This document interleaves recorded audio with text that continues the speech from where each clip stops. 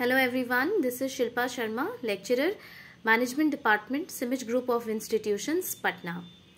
In this video, I am going to talk about power and will steer my focus on the basis of power.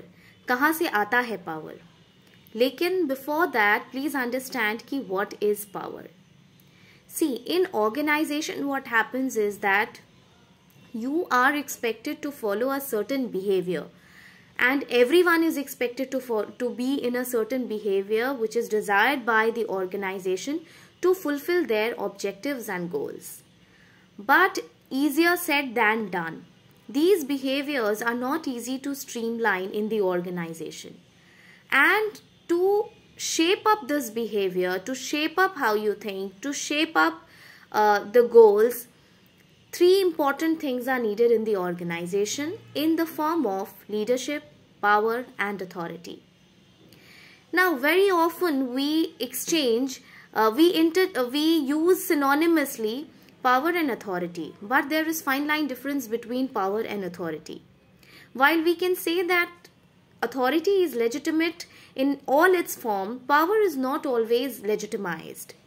Power is more of a personal characteristic, so it continues to be there, or it continues to mark its presence even beyond the boundary of the organization. If we can say that authority is the right to command, we can say that power is the capacity to command.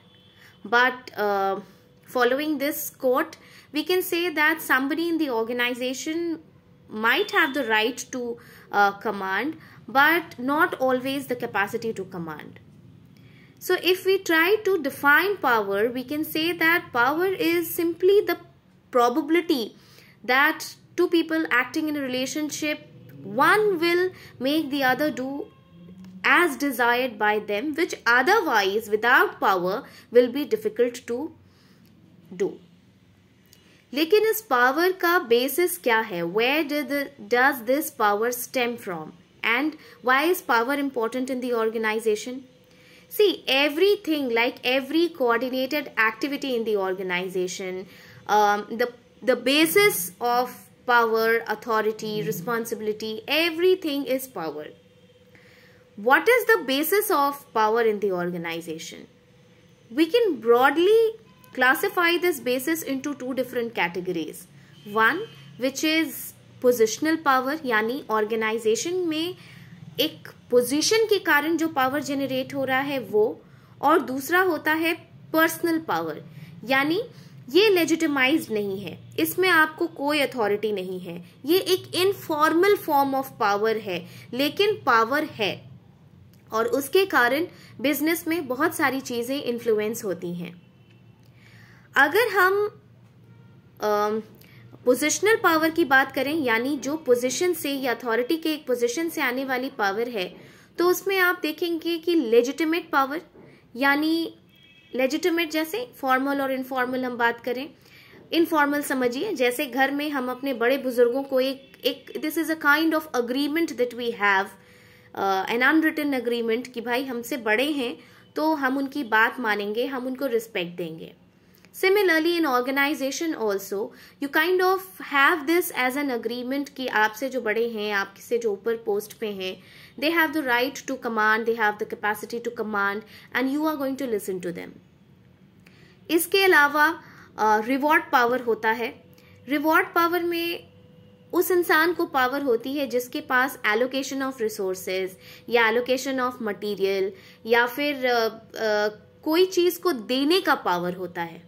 तो आपको ये लगता है कि अगर आप properly behave नहीं करेंगे तो they have the command over those things, या they have the right to stop that from coming to you. जैसे आपकी सैलरी जो प्रोवाइड करते हैं, आपको वेज देते हैं, कमीशन देते हैं, बोनस होता है, रिवॉर्ड इंसेंटिव होता है. तो ये चीजें जो इंसान उस पोजीशन पे है उसको एक रिवॉर्ड का पावर देती है, क्योंकि आप नहीं चाहते हैं कि ये सारी चीजें स्टॉप हों. You all want that. एक और टाइप का पोजिशनल पावर होता है जिसको हम कहते हैं कोर्सिव पावर. ना, कोर्स करना मतलब किसी को फोर्स करना, ये बस रिवॉर्ड पावर का उल्टा होता है. रिवॉर्ड पावर में हमने देखा कि वहां पर कुछ देने की बात है, इसलिए उस आदमी को या उस पोजीशन को ऑटोमेटिक पावर आ जाता है। लेकिन कोर्सिव पावर में कुछ रोक देने की बात होती है। जैसे अगर आप प्रॉपरली बिहेव नहीं कर रहे हैं तो a person can stop your behaviour by either punishing you, by putting some fine on you, by dismissal, discharge and many more things in extreme case. तो ये कोर्सिव पावर का एग्जाम्पल है जिसमें आप नहीं चाहते हैं कि आपके तरफ किसी भी तरीके का कोई कोर्सिव एक्शन हो। पोजिशनल पावर की अगर हम बात करें तो last but not least we have a power in the form of information power. देखिए, इंफॉर्मेशन पावर का क्या मतलब है? इसका मतलब ये होता है कि जो पर्सन इन्वॉल्व्ड है, जो पर्सन के पास इंफॉर्मेशन है, उसके पास एक पावर आ जाती है। Today is the era of technology. Technology is everywhere in the landscape. Nobody can deny this. The companies, they also cannot deny this कि टेक्नोलॉजी इम्पॉर्टेंट है और उस टेक्नोलॉजी को जानने वाले लोग बहुत इम्पॉर्टेंट हैं। तो इंफॉर्मेशन पावर जिनके पास होती है वो कैसे डराते हैं या वो कैसे बिहेवियर रेगुलेट करते हैं दूसरों का? क्योंकि वो थ्रेटन करते हैं कि I will withhold this information.